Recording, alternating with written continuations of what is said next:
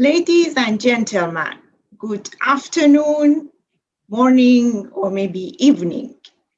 Welcome to Siri webinar, Theorizing and Research Methods in Management Research.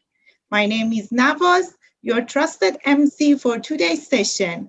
It's a pleasure having you here.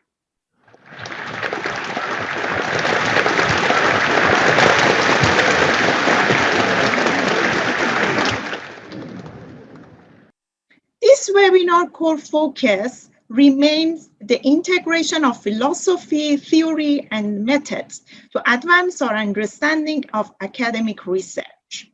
The question might arise, why do we need to have an understanding of various philosophies in social sciences while my research area is just the field of management? Let me give you an example. We intend to understand the phenomenon, for example, career choice.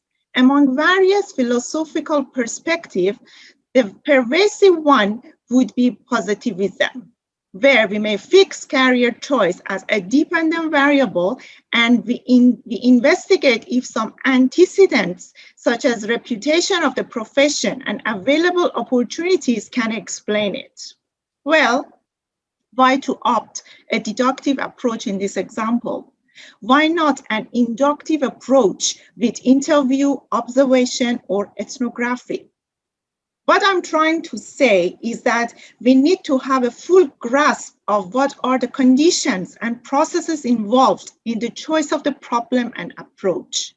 And that's what we are passionately waiting to learn from Mr. Mohammad Kashif, our honorable speaker today. Mr. Mohammad Kashif is currently working with GIFT University, Pakistan as assistant professor in the business school.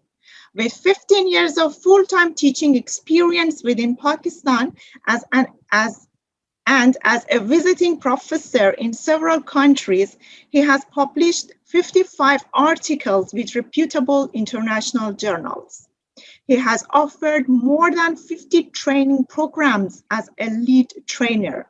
In addition to teaching and research, he's working with Emerald Publishing as brand ambassador and has offered online and on-site training programs in countries such as Malaysia, Indonesia, Sri Lanka, and Morocco. Moreover, he is the editor of South Asian Journal of Marketing, as well as the associate editor of Asia Pacific Journal of Business Administration. Center for Industrial Revolution and Innovation, CIRI, is proud to invite Mr. Mohammad Kashif on board to deliver the presentation. Please join me to give a round of applause to him.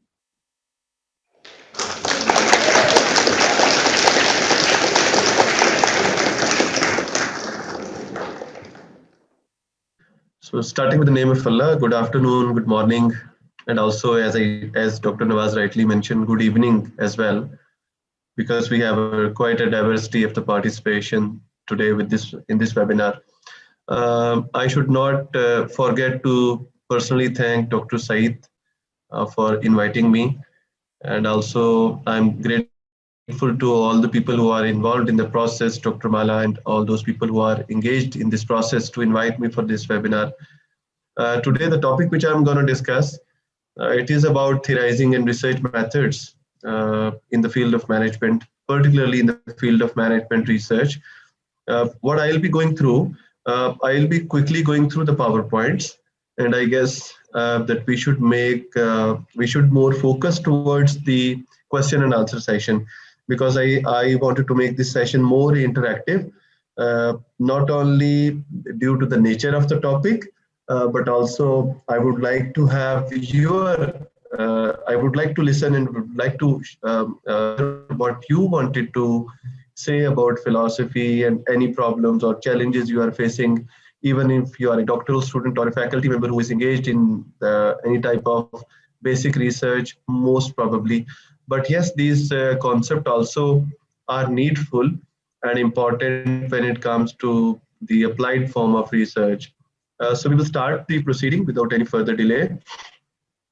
Today, what I will be talking about more or less, as Dr. Nawaz rightly mentioned, this linkage I will be talking about between among philosophy, theory, and the methodological choices in the field of management research. I might not dig deeper into various forms of data collection techniques such as survey or interviews or ethnography, because this is not what the scope of this webinar is.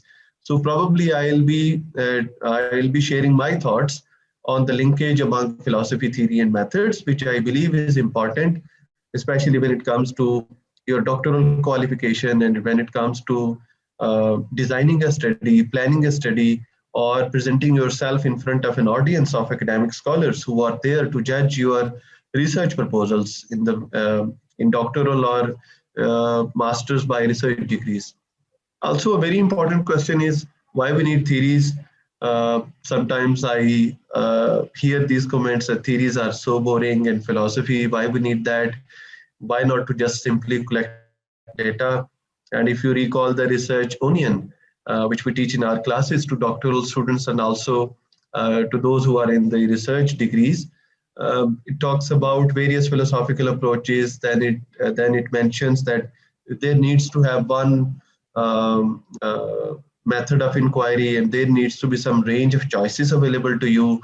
So why not to go directly to the choices and just get rid of what philosophy and rest of the boring stuff is? So why we need theories? I will share my personal experience and also some practical examples. Then what is a theoretical contribution?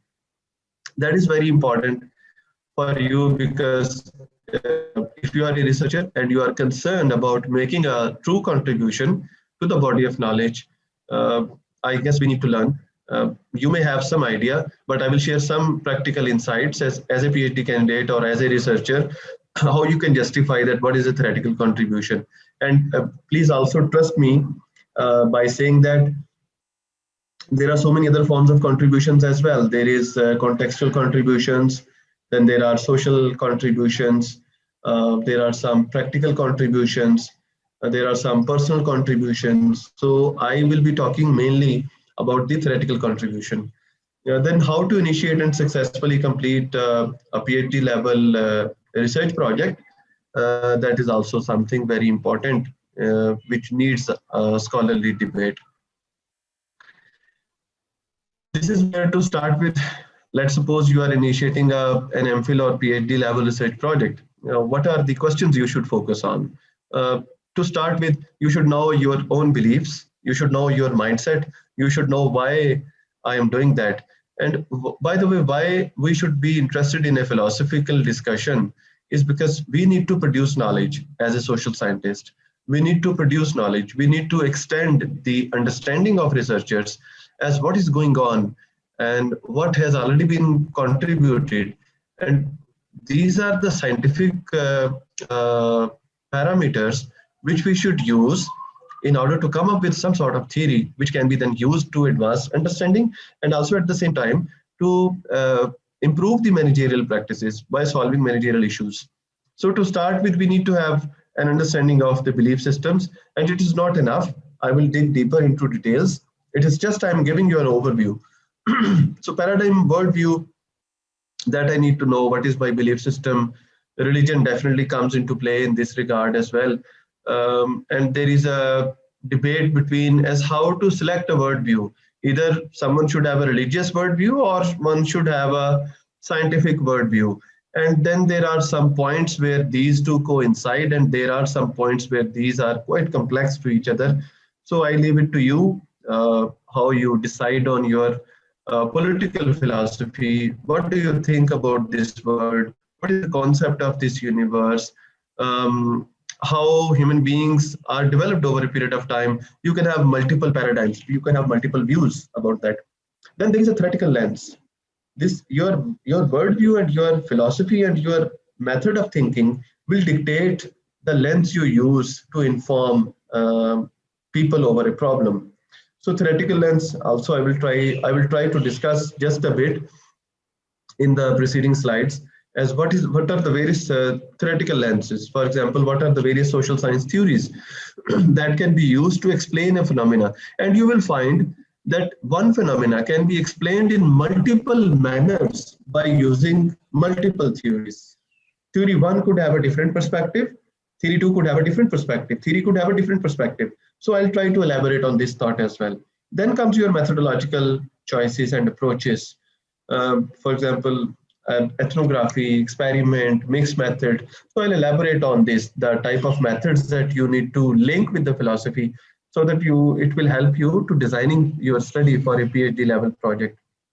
And then of course the methods of data collection, where we have techniques like interview as a technique, the survey as a technique to collect data, observation as a technique to collect data, telesurveys as a technique to collect data, and so on. So this is what the whole spirit of this presentation is. And yes, that is also an important aspect of discussion, that each stage informs the other. As I said, your political philosophy should dictate your theoretical lens, should dictate your methodological approaches, and then comes your methods of data collection and analysis. So all these are integrated into each other. I will try to explain how these are integrated. What is philosophy? And let me give you a practical example. If you are a PhD student, you must be reading a lot of stuff about it. You must be reading a lot about what is philosophy, and different people have different narratives about what is philosophy. I also have a narrative which I took from the book which is published by, which is titled as Social Science Methods, Social Science Research Methods, Qualitative and Quantitative Approaches, which is by Newman. You can take its 5th edition or 6th edition, or if available 7th edition as well. So I took this definition from the book from Newman, the chapter number 1 it was. Phenomena, for example, let's say there is a social phenomena that you noticed, you observed there is a gradual increase in sales of our store brand, and you wanted to know the reasons. Now let's see what happens at workplace. One reality, as Mr. Lee believes, that excellent customer service is the core reason that led our store brand to excel, and the sales was increasing with the passage of time. But this is according to Mr. Lee. Another perspective is from Ms. Brew. She says that frequent sales promotion actually boosted the sale, and those people who are in the field of marketing, they must know that when you offer sales promotions, your sales in the short run increases, and it's a technique to use to enhance your sales of the product or the brand you are trying to sell. Another perspective from Mr. Razak is he believes that the brand image and influential advertising actually led gradual increase in the sales of our product. Truth is the findings. Let's see, after all these realities, because people have different predispositions, what I wanted to tell here is, before you actually conduct a survey, before you collect the data, you have some predispositions, you have some understanding of a phenomena, you have some judgment, better to say. So everyone has a judgment of a phenomena. This is what their reality is. So whatever I perceive about something, that something is a phenomena, my judgment is my definition of reality. So let's say, then you conducted a survey, and the findings of our study showed that 80%, 81% of our regular customers were impressed by the advertisements that developed brand love and ultimately brand loyalty. So this truth, which is based on some facts, actually supports the point which was made by Mr. Razak. He believed that brand image and influential advertising resulting in increased sales. So his reality became truth. What he was thinking became truth, because results also demonstrated that. Knowledge is another part of philosophy that some believe it is not, but as I said, that Newman believes that it is. Advertising arouses brand love to trigger brand loyalty among younger retail customers. No, because that survey was focused towards retail customers who are younger in terms of their age. So this is what is knowledge is being drawn. So if you try to understand philosophy, it has several components. If we take this example into practice, it has several components. For example, it has component number 1 is, it is a continuous dialogue. Continuous dialogue concerning socio-political phenomena. Increase in sales implies living in an organization, people attending research degrees, people misbehaving to each other, abuse at workplace, friendliness at workplace, servant leadership. All these are social phenomena, socio-political phenomena, because these are about people, their inferences, and their social life. So it's a continuous dialogue. Philosophy in social sciences is a continuous dialogue among people about the social and political phenomena. People can have multiple realities. Why? Because they are, I think that because all of us are groomed in a very different manner. All of us, I mean that in different countries, even in different parts of a country, people are groomed in a very different manner. It could have their close circles that will leave an impact. Also, the geography they belong to, either they are living in rural part or the urban part. The religion, the religious system that they follow. Also, the type of education that they got.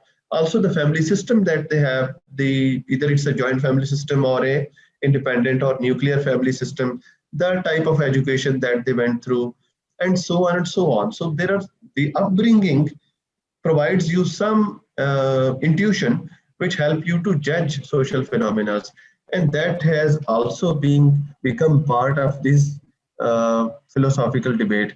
And finally, the truth happens to be in social sciences. The truth happen to be a subjective truth, because the truth keeps on changing. It always keeps on changing. It is not like a sea. It is not like a mountain. The truth keeps on changing with the passage of time. So at one time, one reality will be truth, but at a given point in time, another reality could be truth. So the truth, the nature of truth in most of the social science investigations is the subjective truth. That is not the ultimate truth, that sun rises from the east and goes down to the west. That this type of truth is not applicable, is equal to MC square. This type of discreteness is not available in social sciences. We have subjective variety and we have subjective sort of truth with us. So this is what the basic assumption of and a basic dialogue in between social philosophy. By narrating it that what philosophy is, please remember that it has, according to some researchers, it has 4 components. Before I move forward: phenomena, reality, truth, and knowledge. These are the 4 components that make it a philosophy. Now, moving forward, what is theory? I mean, making it simple, if you wanted to find a reason why something happens, it is a theory, very simply speaking. Although there are a lot of ideas, there are a lot of research articles published on this debate that what theory is and what theory is not. So you need to, it depends upon your reading, how deeply you wanted to understand that. But because it's a webinar and I don't want to make things complex, I want to keep it simple. So theory provides you reasons as why something happens. And I will elaborate on that with practical examples. But with this is also something important to learn, that why we need a theory. I will try to elaborate on with an example. For example, employee leave a company because of destructive supervisory behaviors. But why? At one side you have destructive supervisory behavior, other side you have employees leaving the company. Why we can connect the two? That is a question. Why we can connect the two, and how come these two are connected? How we decide which one is independent variable? How do we decide? Theory will help me. Theory will provide me a direction that it moves from one point to the other point. And when I'm teaching mathematical modeling, I have whiteboard which I can use in order to share with the candidates that, okay, this is what deduction is about, and this is how induction behaves. But we are not into mathematical modeling. As I said, I wanted to keep things straightforward, focused and simple to you so that you can understand. So, sorry, we are taking forward this question, why we need theories and how come theory can help us as researchers to explain one phenomena, that is employees leaving the company. See the next table. Just have a look at it for a few seconds. Phenomena is employees leave their companies due to destructive supervisory behaviors. And with this, I can recall the quote, employees don't leave the companies, they leave bosses. So this is a very interesting phenomena. that employees leave their companies due to destructive supervisory behavior. Let's see how it happens. We have multiple set of theories: ego depletion theory, effective events theory, social comparison theory, conservation of resources theory. A lot of PhD students ask me how to select a theory. I know you are also thinking, maybe some of you might be thinking, how to select one theory, sir? What is a formula? I'll try to, it's not a formula, but I'll try to elaborate in the coming slides. But for this, for the sake of this slide, let us try to understand the theory. One theory is ego depletion theory, that my self-respect is hurted by someone, and if I have options, I might leave the company. This is one perspective. This is one worldview. This is one assumption. Second is effective events theory. You will find a very different logic. Then there is a social comparison theory. Then we are not talking about the bosses only. We are talking about other people as well in my clan, in my group. That if I am looking as a third person, if I'm looking that Mr. A is the boss and Mr. X or Miss Y is the subordinate. So I would see that why differential treatment to me only. Okay, so this way, this is quite an individualistic and self-centered perspective in social comparison theory, where people as third parties compare as how they are treated versus how others are treated by the bosses.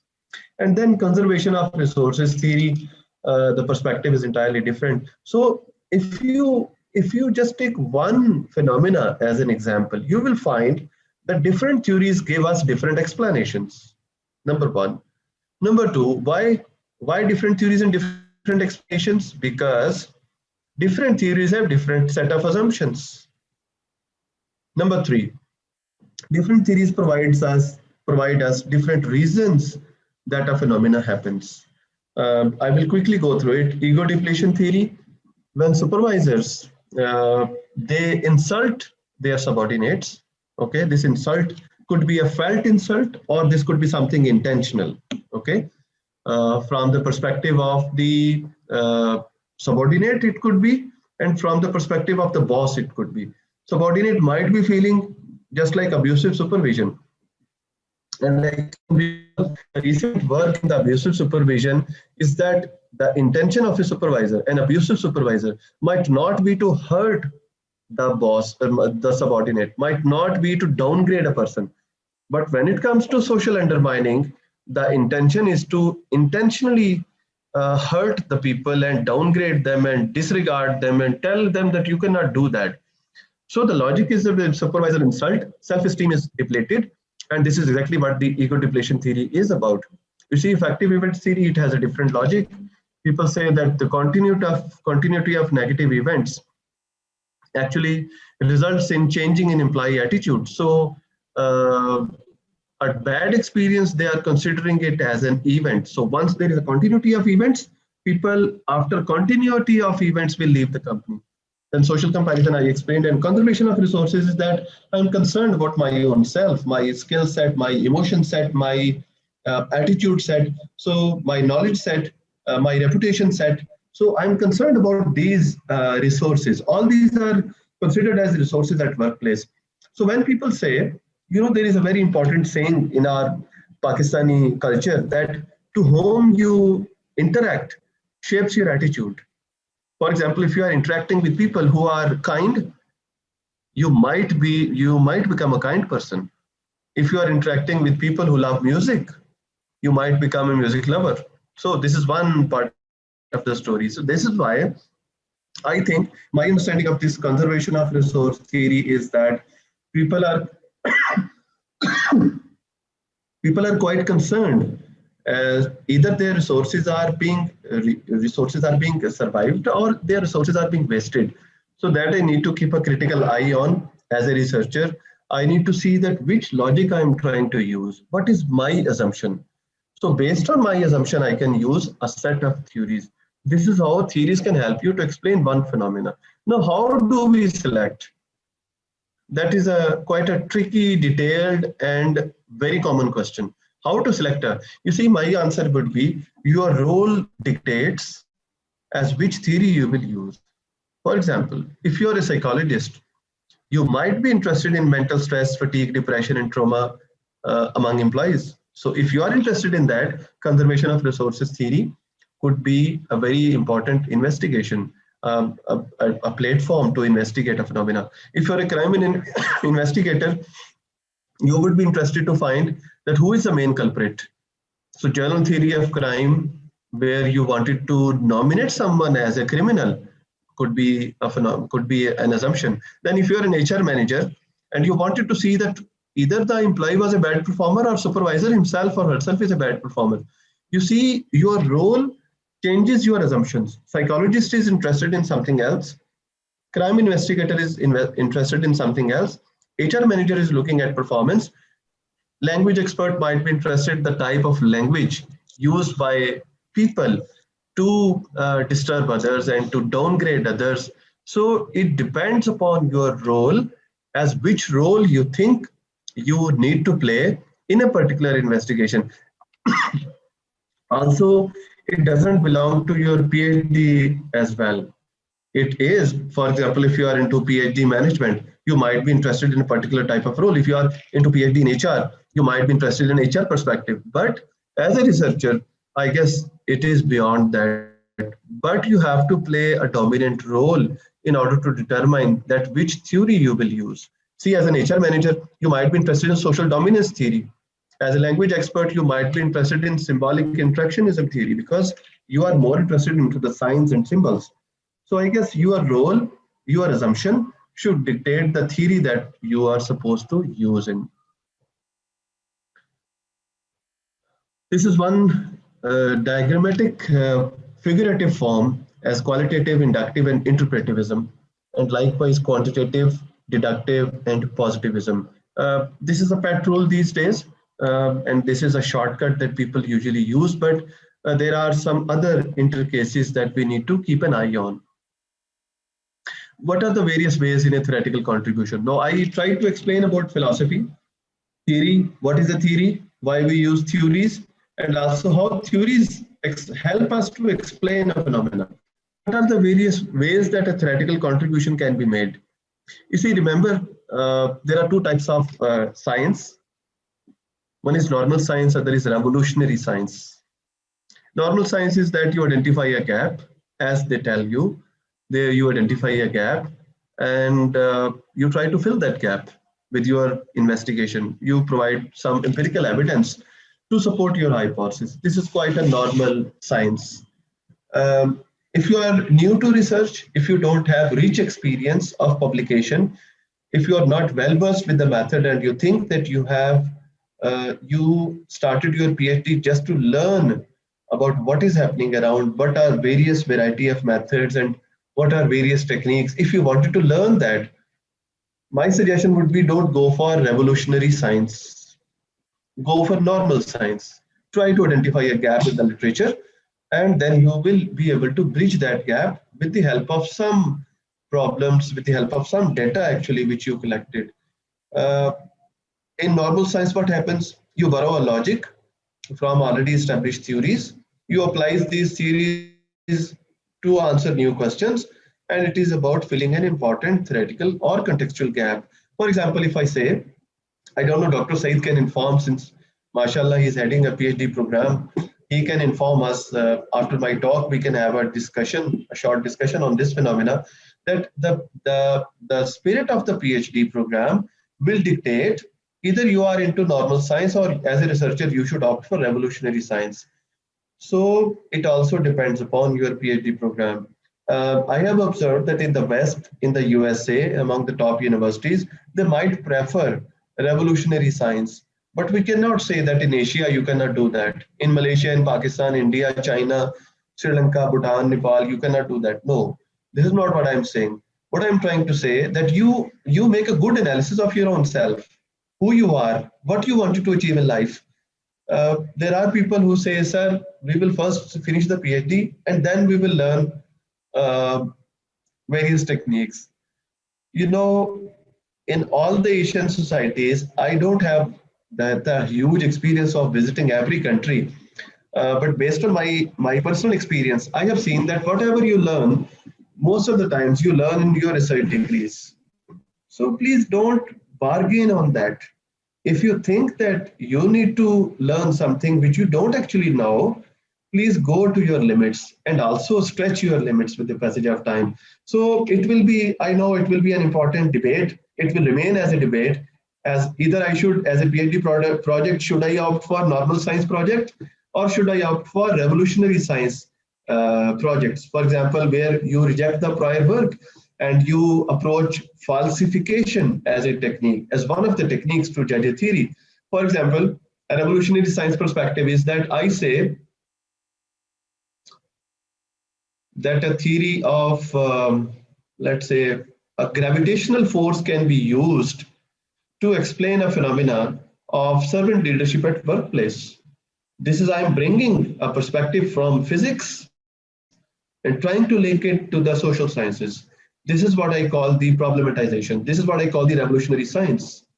If you recall brand cannibalism, you will find that this phenomena actually was a social phenomena, and biologists tend to use this phenomena in order to explain something with related to biology.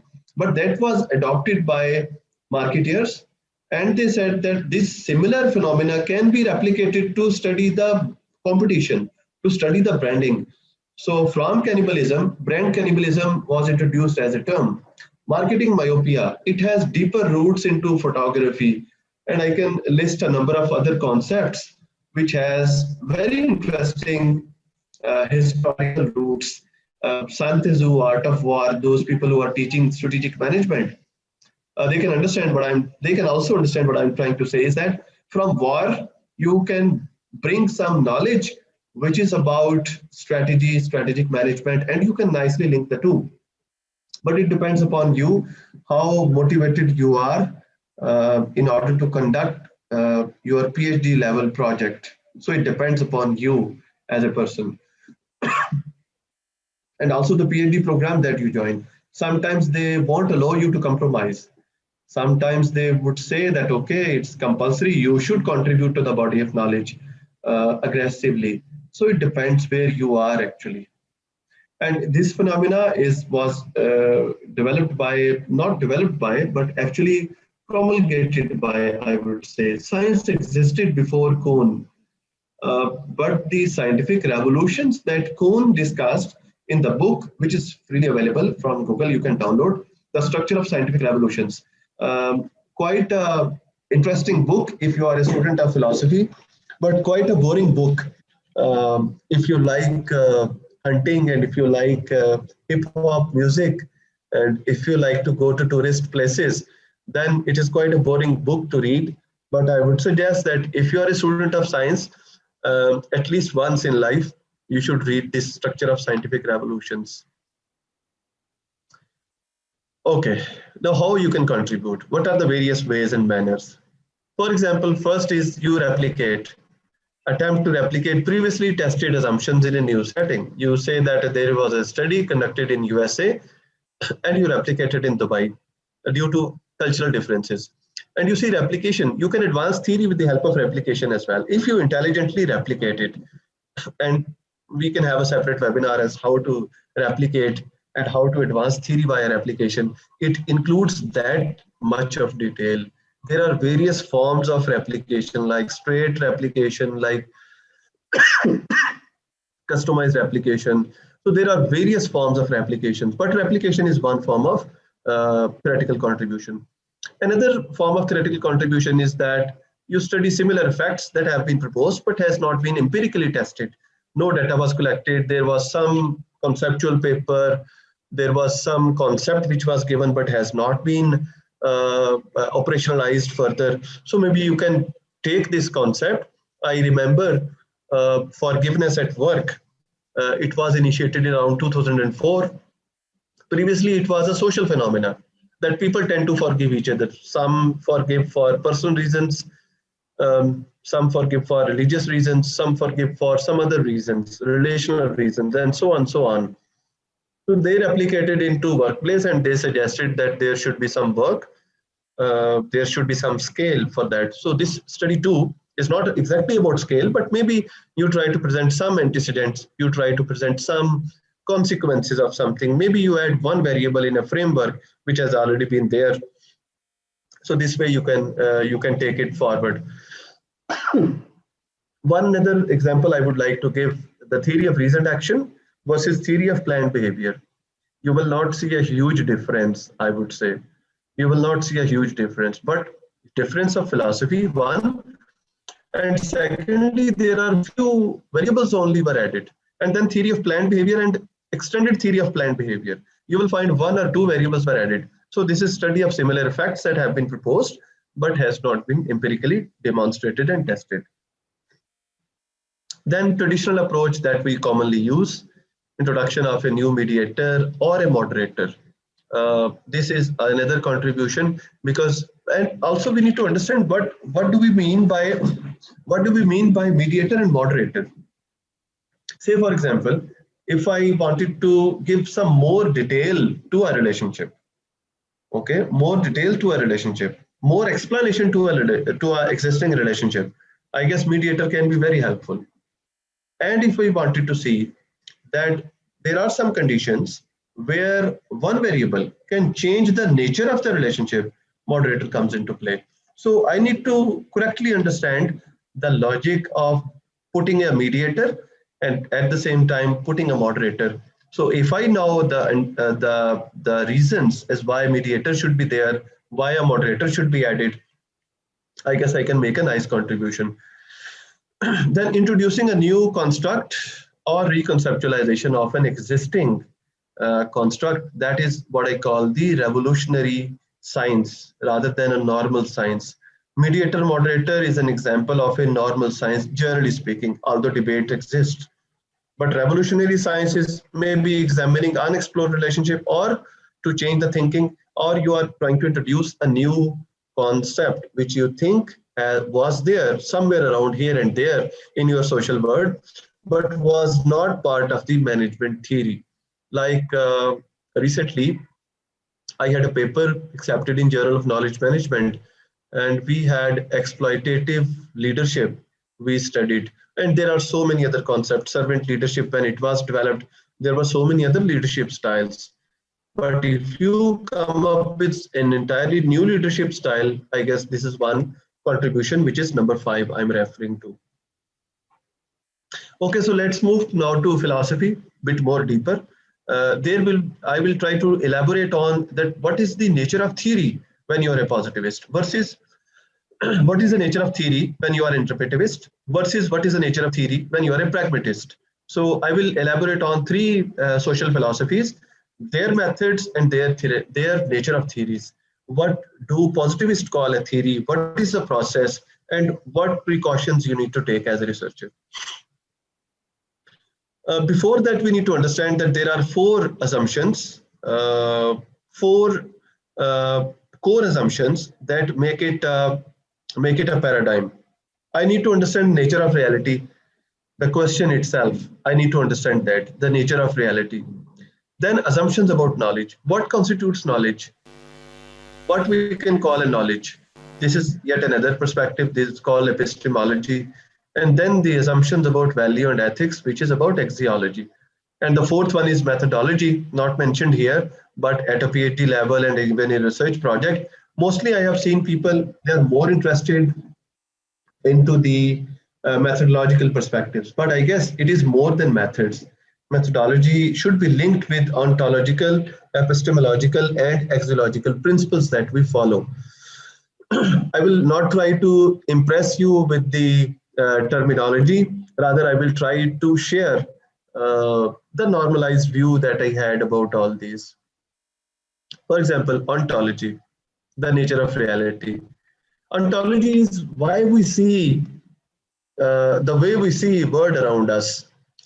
The way we see the world around us. For example, what is our social world? So if you are a management researcher, your social world is organizations, unemployment, as I said, servant leadership, branding, operations research, leadership issues, employee performance, work-life balance. This is your social world. This makes your social world. And if I ask you, I'm not going to ask, if I ask you that what is your opinion on organizations, you definitely will have some opinion. you definitely have some opinions. You have some judgments, which is based on your intuition. And your one part of your intuition, as Allah says in Quran, it is given to you. As a human, it is given to you. Because I'm a believer of Islam, Quran. So I am believer of this assumption, not an assumption actually, this belief that the intuition is given to us as human beings. So, but on the other side, there are few people who say that you can sharpen up your judgment skills based on your prior experiences, and they have a different perspective. So my perspective is that this is something given to you. And yes, judgment is sharpened, but intuition is given to you. And it's a question how, up to what extent you will use that intuition. So it depends, it varies from one person to the other person. There are a few scientists who use that intuition up to their maximum, up to what a maximum human mind can imagine and think about, and can deeply analyze a situation. So it varies from one person to another person. For example, you have some assumptions which shapes up the realities. The multinational companies pay attractive rewards. So this is one judgment that you tend to give about the multinational companies. Then managers like employees who speak well. So if people, they have good communication skills, this is one another common judgment. Another judgment in our part of the world, in the developing world, is that you need nepotism. We call it sifarish in Urdu. So nepotism is quite common. You need a reference in somewhere. Other than that, you cannot get things done. So nepotism prevails everywhere. So if you find you have a social world and also you have some judgments about the social world, this nicely make up the ontological perspectives, keeping it simple.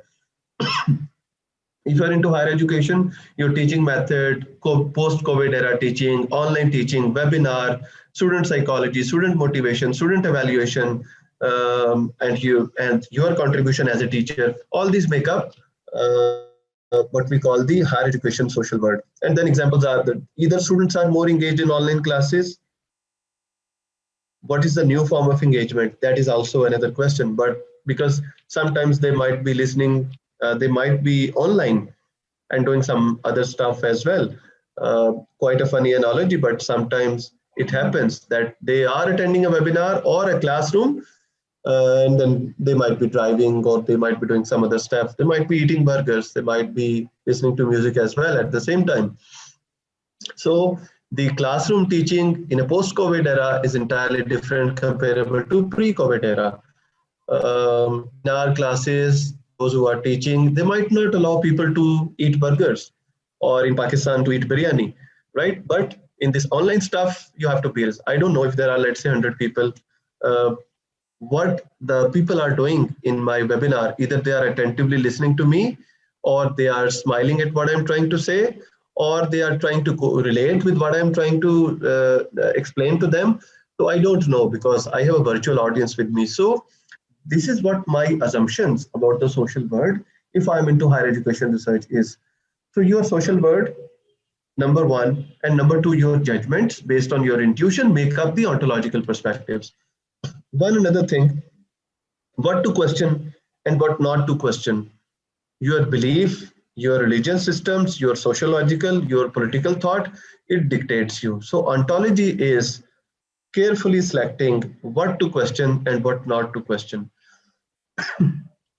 This is ontology, first part. Then there is epistemology.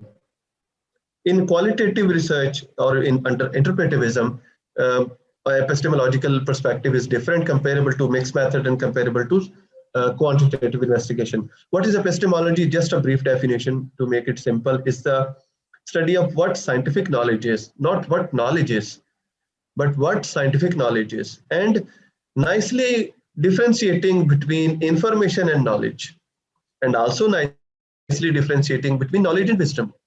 Okay, sometimes people might have little information about the social world, but they might have had huge wisdom. And there are examples of those people who practiced it. A lot of Muslim scholars, a lot of messengers of Allah who were sent, they were giving this, they were being given this divine knowledge. They were being given, they were gifted with some miracles. So a common human being cannot be compared to those who are being sent on earth to spread some messages. So epistemology is the study of what scientific knowledge is and what scientific knowledge is not. One, and how we produce it. Two questions we need to answer under epistemological perspective. What is knowledge, scientific? And number two, how do we produce it? Realists, they believe that knowledge is something out there. It is independent of me. For example, this moon, sun, sky, weather, all this is independent of what my original self is. Kashif has no control over them. This is what the realist philosophy is and epistemology is. But if you say you can control them, you have a different epistemological perspective. Example is poverty in different parts of the world. This is an example of epistemology. Then superstitious belief dominates semi-urban population. This is yet another perspective. So try to please understand that epistemology, by epistemology we mean that what is knowledge, scientific in nature, and how we can produce it. And I will share examples under different philosophies how we can explain it. Then axiology is your socio-economic background, your socio-political background. Axiology is a study of individual's value system. You have two questions. One, either to bring the value system into play to investigate a phenomena, number one. Number two, keep your axiological principles aside, keep your value system aside, and then you conduct a study. So there are two perspectives. When you are a qualitative researcher, you sit in the lab of your value system, your culture, and then you investigate something because it's a different set comparable to a quantitative investigation. When you think that no, you need to keep your values, your judgment, your thoughts, your preferences aside, and then do the study which is free from social biases. So axiology also varies from one science to the other type of science. As I said, realists, they sketch an objective reality. Realists are those people who are more interested into quantitative investigation. And they are the scientists, they say that they should welcome the unexpected findings. And scientific attitude is superior than your personal thoughts and your aptitude towards life. Example, let's say, as a person, I'm in favor of a collectivist society. But results of our study demonstrate that the evidence of bullying are increasing in highly collectivist culture that causes stress and ultimately increase in suicide rates. So as a scientist, I should report the findings the way it is based in facts, rather than my own personal judgments. Moving forward, what is positivism? It has some historical roots. Auguste Comte is considered to be the father of positivism. He popularized this term. And he said that there are four principles that you need to keep in mind. One is observation, which is not the judgment itself, but objective judgment. Second is experimentation. You need to be interested in the fact that how many people actually worship in a mosque rather than their biasness. So you see, again, under experimentation, the interest is on the number rather than the judgment. Then comparison. You can say that, okay, there are different social hierarchies in life that you need to follow, and historical analysis. Whatever happens gets repeated. These were the few assumptions which he based on. Now to conclude, this is what a collectivist picture is of the positivism. For example, ontology, the nature of reality, a positivist believe that it is real, it is external, independent, and one true reality. As Dr. Nawaz gave an example of career change. So let's say, if I say that a person is changing a career due to provision of other opportunities. Now, my independent variable is provision of opportunity and dependent variable is a career change. And I have fixed the reality that career change is dependent upon the extent to which you receive some opportunities to shift your career or to shift your company. So when I fix it, and I say that, okay, I'm a bit dogmatic about it, and this is what my reality is, you are a positivist. You love scientific method, value-free research, and this is typically deductive in nature. This is from Saunders, and I have given the reference as well, so that whenever you go back to the books, ultimately you should, because webinar can give you some some thoughts as how things happen. But the details of these you can find from books, at least in my webinars. Let me see the chat also if someone is okay. The positivist deductive research process. What you do, and I will take you through the journey. Select a topic, focus on question, design, study, collect data, analyze, interpret, and inform others. How it happens. Select a researchable topic. And please understand the difference between a topic and a title. Topic is a topic. Topic means that you have some understanding as what you are trying to investigate. And it is written form is a title. Student motivation in higher education can be a title, but the topic is your higher education and your interest in student motivation. This is one explanation that. Number two, focus research question.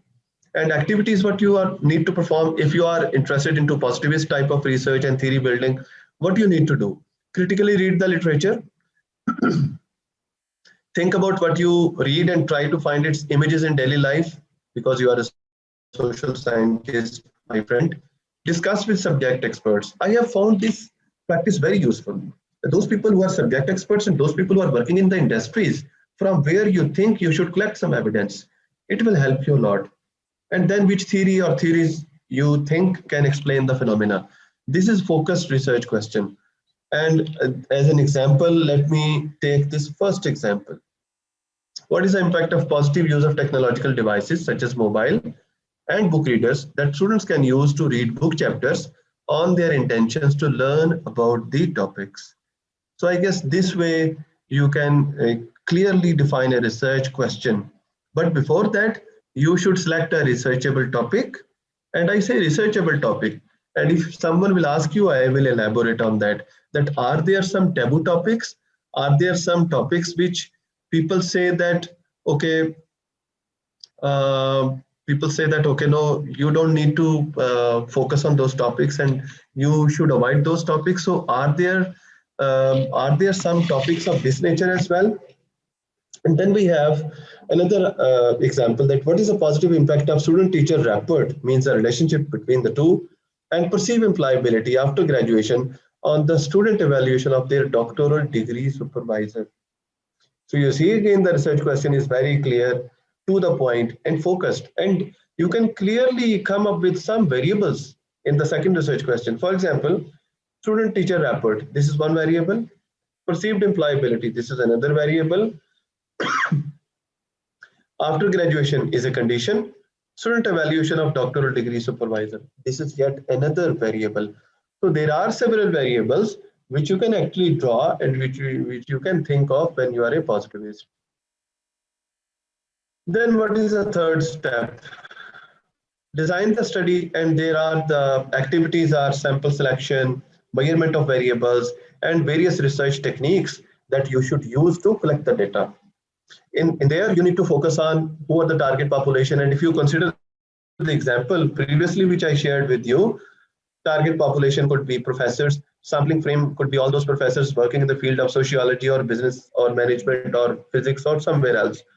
Then you need to select a sample, and you need to manage the social desirability and of course the ethical approvals. These are also important.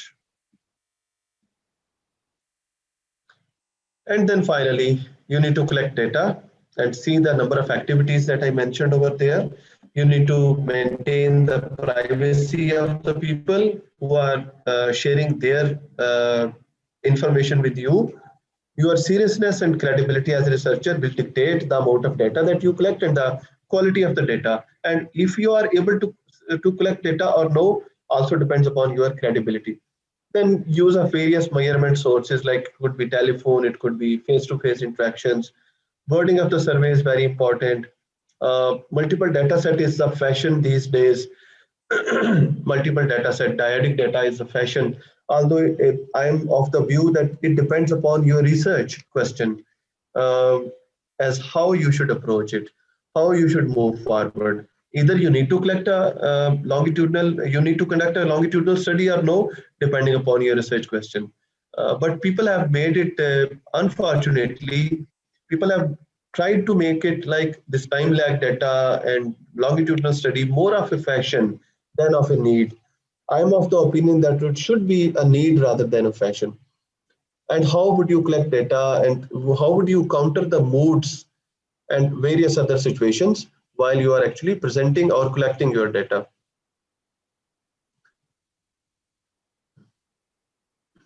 Then interpretivist theory and methods. What is it?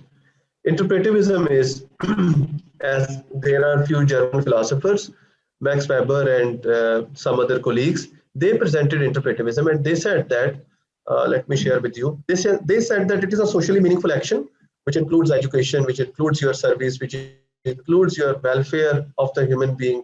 It is a socially meaningful action, which direct and detailed observation of people in naturalistic setting, which we call the context, and you try to interpret how people create and maintain their social world. So these were the three signifiers of interpretivism. Again, the three assumptions about our philosophy, that nature of reality, ontology, epistemology, and axiology. How it is in interpretivism. For example, your ontology is your nature of reality. So you say that knowledge is produced via human interactions, and there is subjective sense of social action, and you need to dig deeper into personal emotions and gestures. Now, let me take you through an example. Let's say if I ask you, what is your view about women at work? It's women at work. So what is your view? See what happens. If I take a masculine perspective, I would say that women are supposed to take care of the family affairs. First choice should be family. Women can work in the offices, but within a proper dress code. Another perspective could be women are dependent on male perspective. And likewise, women need to maintain physical space and they should not do the physical labor. So all these are the masculine perspectives, because I'm using masculinity as a social theory to advance my understanding on the perspective of women at work. Now, what can happen? A religious lens can be used, and depending upon which religion you belong to, if you are using the lens of a religion, your interpretation of women at work will be different.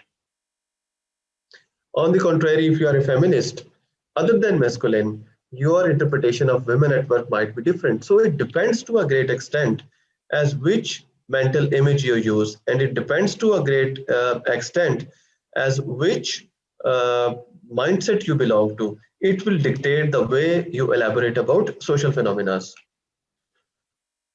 Theory for interpretivists. Theory for interpretivists is ideographic in manner, which means the data in qualitative would be full of stories, emotions, tears, smiles. All the smileys are the qualitative data. And you need to make a coherent picture, just like telling a story. The qualitative investigation is complex. Why? Because sometimes people might go here and there. So instead of focusing on your research question, so it depends upon your skill to collect data, one.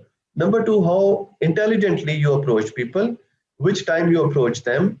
Was there any socio-political event that can harm their senses and they can adjust themselves to the socio-cultural environment? So you need to take care of all these. And one very important philosophy under interpretivism is typism. Typism is that people tend to adjust themselves. So depending upon your skill to collect data, they will be able to adjust themselves as what type of data they should share with you. Let us move forward, and I will be taking care of the questions at the end of the presentation. Don't worry for that. Now, what are the debates of values and science? For interpretivism, relativism, is the most popular approach that they use. And it says that human welfare originated from humanistic school of thought is helpful to make a welfare society. So under interpretivism, you say that people are not wrong, they are actually different. So you doesn't nullify what they are trying to say, rather you respect their opinions.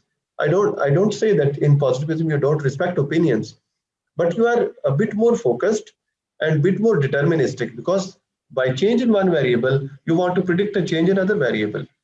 But in interpretivism, you are more interested into deep down understanding of a phenomena. So the theory for interpretivist varies. I gave an example of, let's say, if you ask, India-Pakistan partition is quite a famous migration which happened just a few years ago, like 70 odd years ago.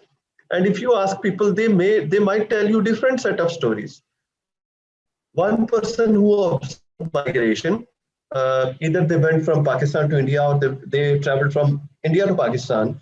So they have different set of experiences with them. Different people have different experiences. One might, as I mentioned in the paragraph, some might tell you something which is more painful in nature, while other might be telling you some more spiritual experiences, positive experiences. So the value system comes into play as what is your interest, what you are trying to investigate. Depending upon that, you will take on the story and you will take on the perspective. And also you need to have this flexibility in you as a person that you can listen to various other perspectives. Now, again, concluding, and there Saunders presented under the chapter, I guess it is chapter number 4, philosophy in management. The ontology, if we conclude in interpretivism, ontology is that the science is complex, it is socially constructed. Epistemology is that you need to focus on human emotions. You need to dig them deeper so that you can get a feel of it, and then from your feel and with your data, you can reach to some meaningful conclusions. And then axiology is you need to conduct a study which is based purely on your own value system which you belong to. The method typically are inductive studies you conduct, you smaller group of interviews you can do, ethnography you can do, one person case study method you can follow. It can be narrative inquiry. It can be some other sort of approaches where you don't need a larger set of data because your focus is not on larger set of data, rather the focus is on deep down investigation, which as a qualitative researcher you are interested in. Now let me give you an example how the question starts from how, research question, how a teacher is source of motivation for PhD student. This is a question which I should answer via inductive reasoning because I'm interested into deep down understanding as how a teacher is a source of motivation for PhD students.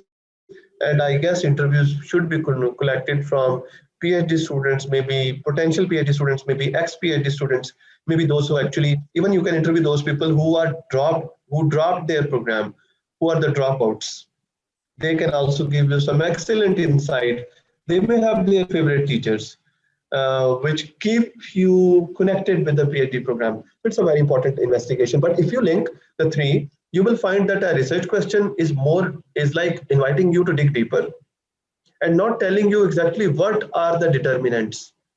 For example, if I say under positivism, if I say that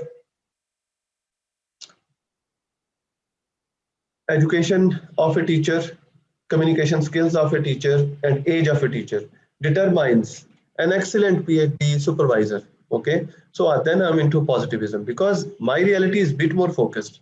But in interpretivism, it is more broader in nature and invites you some trouble, invites you for some complexity, and invites you to think about it. Remember, interpretivist formula is more iterative in nature. It is not that you will start from 1 and you will end up in 7 in 6 months or 1 year. No. Sometimes you adopt a perspective, design a study, you might go back and you need to adopt another perspective to design a study. It could be possible you have collected data, but you are not satisfied. Maybe again you adopt a different perspective, you collect again data, and then you move forward. So it's quite an iterative type of process. It is not that straightforward as it says. So let's say now how to perform a qualitative or interpretivist investigation. Why would you study a topic? And I typically give this example. This is one of the example I frequently give in my webinars about qualitative investigation. Let's suppose there is a person who was a wise person 10 years ago, 15 years ago, but he became a gangster. Okay. Why should I study this topic? Look at the reasons. What makes me fall in love with this topic is frequent media reports, discussion among people, those who are part of my community, who are in my neighbors, who are in my relatives, And then there's fear among people, because this is an emotion, so it gets notices by people. Then there are few pseudo claims of individuals that people tell, and they say, okay, I know, at a coffee shop they tell you, so okay, I know that, and other person tells you the other story, and one another tells you another story. So pseudo claims of individuals also grab, you can also develop your interest, because you get confused that one person is saying something else, other is saying something else, third person is saying, telling you some other story. So these pseudo claims can also help you to dig deeper into a topic. Maybe you are lucky as a researcher, there are few gangsters who are living in close proximity to you. So I would call it lucky as a scientist if you are into criminology, or if you are into the study of criminals, the gangsters. All right. And there is a very fine line between a criminal and a gangster. But I will not dig deeper into that. But there is a fine line which sketches which one person can be a gangster, might or might not be a criminal. Maybe in some future discussions, we might have a nice laughter, and we can discuss at a cup of coffee as what is the difference and why it is. But when you say that close geographical location, you can easily observe them. And you and the gangster belong to the same socioeconomic class. Maybe your nods are active when you were studying a master's in criminology coursework. Maybe you recall that, oh, there is a department in your university who can provide you some funding. You might find your friends and relatives, they are talking about it. Maybe your interest and the discussion of XYZ Center for Human Development at your university. You might heard a talk, someone talking about it, any media reports or something like that. So these are few probable reasons that you would love a topic in the area of qualitative investigation.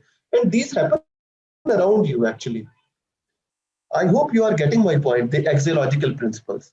Everything is part of your axiology. Your friends are part of your value system. Your relatives, your socioeconomic class, your socioeconomic geography, where you belong to, all these define you as a person.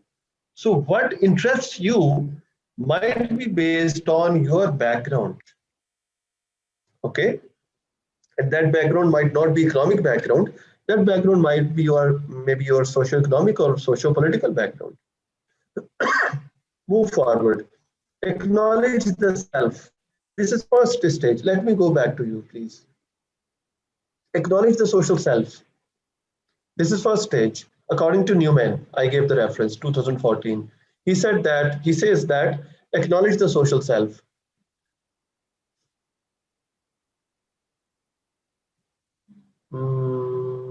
Okay, I will take on questions. Don't worry. Sometimes I might not be able to give you one-liner of something. It's very difficult. But let's say, taking this example, acknowledge the social self. No, what I wanted to say, acknowledge the social self.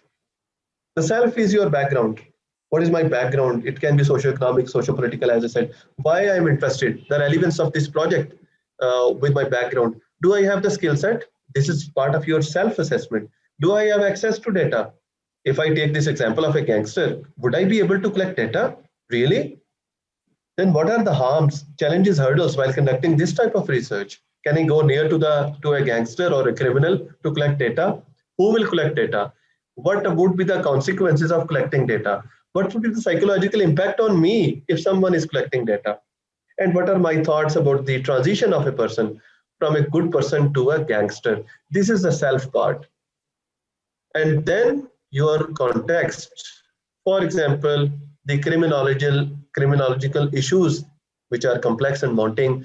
People attribute phenomena with unrelated reasons such as poverty. Some say that social justice could be a reason, because people, when they feel injustice, they will become a criminal. Maybe personality of a researcher. You are this type of a person who wanted to explore this type of reasons. Some say that, okay, sometimes what people do, they collect money from one party and they distribute this money to the poor. So they do the criminal act with the rich people and they give it to poor. So this could be another explanation of it. Maybe media is posting. So acknowledge yourself in the social context. You need to decide either this topic is important to you Do you have the skill set? This is what acknowledge yourself and how important this topic is. For example, if you will be able to explore the life of a person who became a criminal but was a pious person, what positive impact it can have on your personality and on the people who will read your work. So all these are part of your self-identification. Then adopt a perspective. I will not dig deeper into these details, but just one-liners. Social constructionist. It says that reality is constructed as embedded in structure. It means social class. It means that people who think that they don't have equal facilities as rich people have, they will, according to the previous example, they will become criminals otherwise. This is social constructionist, means reality is socially constructed. Hermeneutics. Maybe you will read the sacred text. This is actually the interpretivism originated. The original form of interpretivist studies were the hermeneutics as per the history. And it was a study of the sacred text. And mostly it was a study of the divine principles that were there in the Bible or some other sacred texts. So people gave some sort of analysis and they said that, okay, based on these hermeneutics, you can explain some social realities. Feminism, maybe you say that there are various gender roles that you need to consider. Another perspective could be critical theory, that you are critically appraising a criminal and you judge the person on the basis of social justice. And finally, then there are power relationships, and you say that some people might become gangster because they wanted to become powerful, and vice versa. So let's take the stage number 2 into our consideration. Now, one phenomena, and once you will use different perspective, it has different set of assumptions. Now, when you see one phenomena, it has a different perspective because it depends upon your mindset also, that which perspective you come into. Let's say pious person becoming a gangster, and if you are a feminist, you will be as a researcher investigating gangster and gender roles, social of gender discrimination, and so on. Critical theory, you will be interested into social discrimination, crime and violence to empower individuals, social illusions, complexity of life. And finally, if you are into social justice, you will say that poor people, they feel social shame and they commit crime. Gangsters have social power in communities. They can grab the money they wanted to. So you see that different perspectives can give you different interpretations. Like theory in positivism, different theories can help you explain a phenomena in a different lens, in a different manner. So you should have awareness of yourself, should have awareness of different perspectives, and nicely connect the two. Yourself and your perspective should dictate the way you explain a phenomena. Now, design the study and collect data. Let's take an example, a practical example. Phenomena is, again, I'm keeping it same. Now, perspective, you took social justice, and you said that when people feel injustice, they feel that there is no justice with them, they commit crime. So social inequality could be a reason.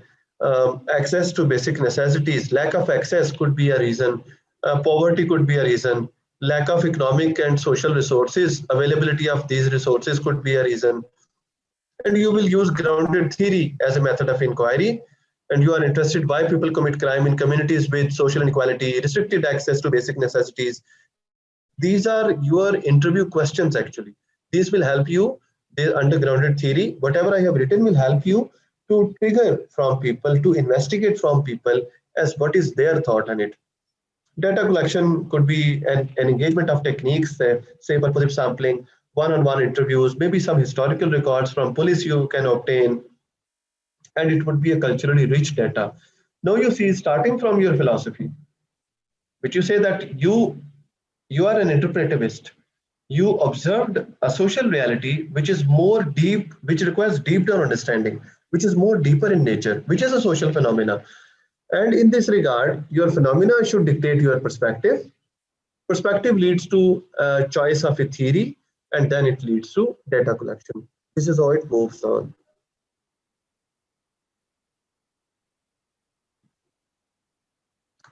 And qualitative data and report.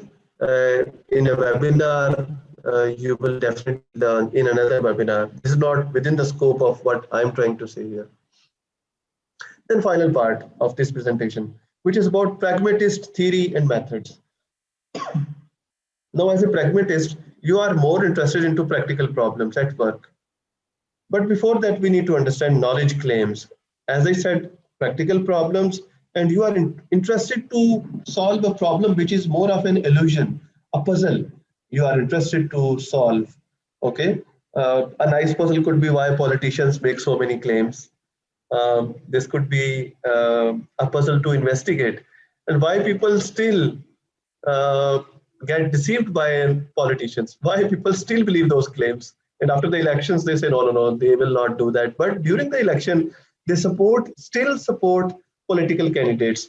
So this can be a very interesting, I think, it is not a theory, but this is my personal opinion is, this can be a very interesting area of inquiry into political science and maybe into marketing also, maybe into strategic management, into public policy as well. That can we make some rules, regulations of corrective advertising with regards to political advertising? Because a lot of politicians, they make a lot of claims, and people know that these claims will remain claims, and after the election, you in a power distance society, even you cannot meet a person.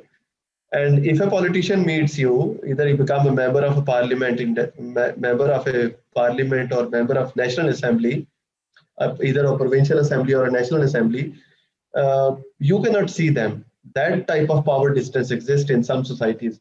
Still, people support some politicians and they vote for them. Why they do that? I guess to all those people who are PhD students from Taylor's and some other universities, if you're in charge of programs, if they allow you to conduct such an investigation, this could be quite a pragmatic approach. Then another pragmatic issue,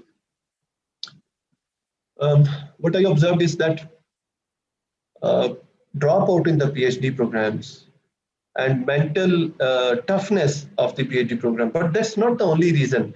You require a mental toughness while at NASA. You require a mental toughness if you are running a nuclear physics program. People don't go aside from that. People complete that. Okay, a 4 years degree is quite a hectic degree. There is a lesser dropout as compared to the PhD dropout. So one another practical issue could be what are the familial reasons that people are able to complete the PhD, and why there is a huge dropout in the PhD all across the world, although there are investigations. But again, the phenomena still requires some more understanding as how one can do that, how we can encounter that.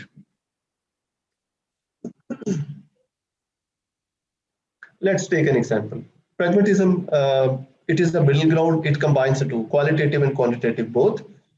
Because traditional dualism is rejected, such as subjectivism versus objectivism. They say that you can combine the two, nicely can combine the two. And they also say, the pragmatists, they say that practical problems are important rather than the theoretical lens, which I was discussing, that you need to either become a positivist via objectivist philosophy, or you need to become an interpretivist via a constructivist philosophy. So they say you can combine the two, and it's a middle ground, as it says, because philosophical dogmatism will take you nowhere, they say.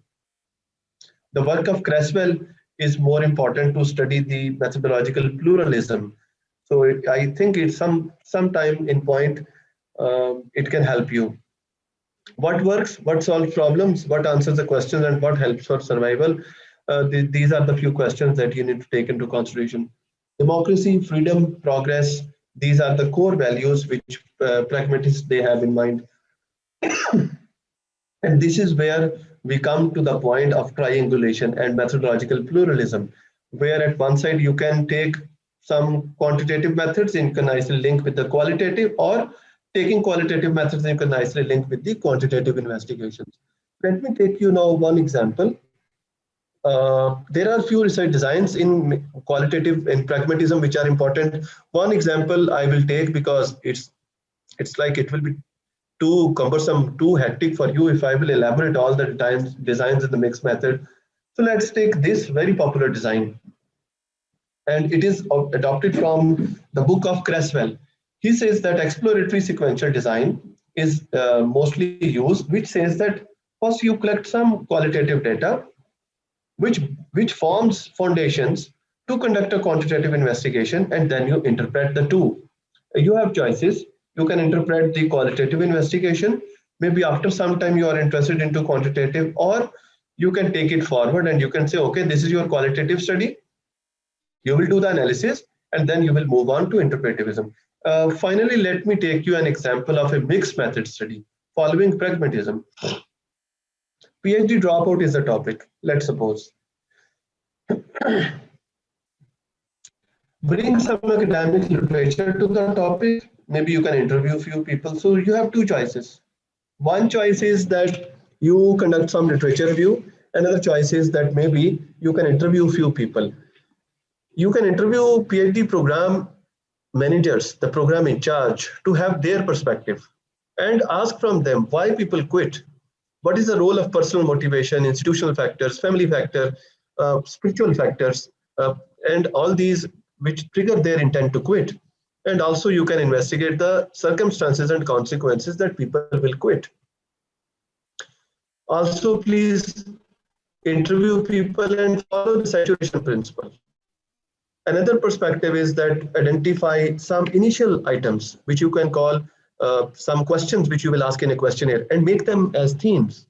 From those items, you can cluster and group them under a theme, and then that theme can be to a further process. I will elaborate in coming slides. Then theme will become your questionnaire. Those items and themes will become your questionnaire, which you will test and validate at a larger population. Pilot run the final item pool. Conduct a main study which is quantitative in nature for validation. Now let us take this example forward. The method en route to PhD anxiety scale. Now somehow I reach to this point that people are they feel anxiety once they're into their research degrees. This might not be true for everyone. Some might enjoy it, but yes, there is some level of anxiety and stress in there. And I wanted to construct a PhD anxiety scale to measure the anxiety among PhD students. What I should do, first stage is exploratory. And I would like to identify few elements or few institutions which demotivate people and they actually drop out from a PhD program. Method would be review of literature, informal discussion with the subject experts, then interview as a technique to collect data or a concept, and I should triangulate. I should use multiple approaches. One approach could be to use interviews. Another approach could be to use historical records. Another approach could be to ethnograph at some point in time. So this way you can integrate. This is what the logic of triangulation is, that you can assure the credibility of your data and you can make it more authentic by using triangulation as an approach in qualitative investigation. And you will perform some thematic analysis over the data. This is stage one. Stage two is refinement. Let's say in a 34 item where we have two themes, what you did, we have two sub themes as well. For example, we found from the interviews that there are lack of family support, there is family conflict, there is family financial constraints and work-life imbalance, which are family-based reasons which could take anxiety. And institution is rigid institutional policies, lack of attention towards individual students, poor perceptions of teaching quality caused anxiety. Now, which methods I should use here? Maybe I can ask 10 experts to comment on it. And I should check the face validity with the themes. And what you can do, there is a technique, we call it, you call it nominal group technique. Nominal group technique. This will help you, the nominal group technique will help you to seek opinion of people with a blind review process. Because if I say, let's say, if I bring 10 experts at one point and I give hard copies of the same items or questionnaires to those people, their seniority might affect each other. Because let's say if I say that I am a senior person and if another person is a junior guy who just started teaching, but is a subject expert, he or she might be influenced by me, my presence. So the better approach is to have a Delphi technique. Or what I did during my PhD project, I used a nominal group technique, and the comments from one person were shared with the comments of second person, and the comments from 1 and 2 were shared with the third person, and the comments from 1, 2, and 3 were shared with the 4th person. So you see, this is how theory builds. And this is how people can actually check that what others are telling. So it's quite a learning process, the nominal group technique. And I learned it from Dr. Anna Zerkada. She works with Athens University in Greece, and I'm truly thankful to her. I never knew this technique, and it is not based on my reading. So I wanted to make it clear, and I think the whole credit goes to her. She coached me and mentored me at that point when I was collecting data for my PhD study. So thank you, Dr. Anna, for enriching my perspective as how I should seek expert opinion on that. So stage 1 was exploratory. Stage 2 was refinement. In refinement, the 34 item scale, which I developed out of the qualitative data analysis, I will present this scale, 34 item scale, to the 10 experts. And with their expressions, what I will do, either I will delete some items, or what I can do, maybe I will reword some items. So this is how I will move on with the study. Stage 3 is testing and validation. Maybe I will conduct a survey, because after 34 items, let's say after 34 items, I conducted a pilot run, and there is a criteria, in reliability analysis, which is your factor loadings. Reliability score should be minimum of 0.6 and above. So all those items where score was 0.6 will be retained, and rest will be either reworded or, depending upon your understanding, will be deleted. So let's say, no, this is the framework in front of us, that family and institution contribute to anxiety and it leads to dropout. What to do next? The next stage is, of course, to make some analysis, which is again not the topic of this investigation. It can be via quantitative data analysis by using either SmartPLS or using M+, whichever software you use. But you need to decide either it's a multivariate analysis or covariate analysis. So I would say that is more important than selecting a software. No, there are a few challenges which you need to understand while conducting a mixed method investigation. Sometimes PhD student may not have skill, okay, because for a pragmatic study, for a mixed method investigation, you need to be well versed with qualitative and quantitative both. And where to integrate the two, that is another question. And which design to follow, that is another question. So skill is important, and time. Sometimes committees are not very flexible, because at times you don't have a clear-cut problem at hand. Maybe you have some problem at hand, but you are not crystal clear on that.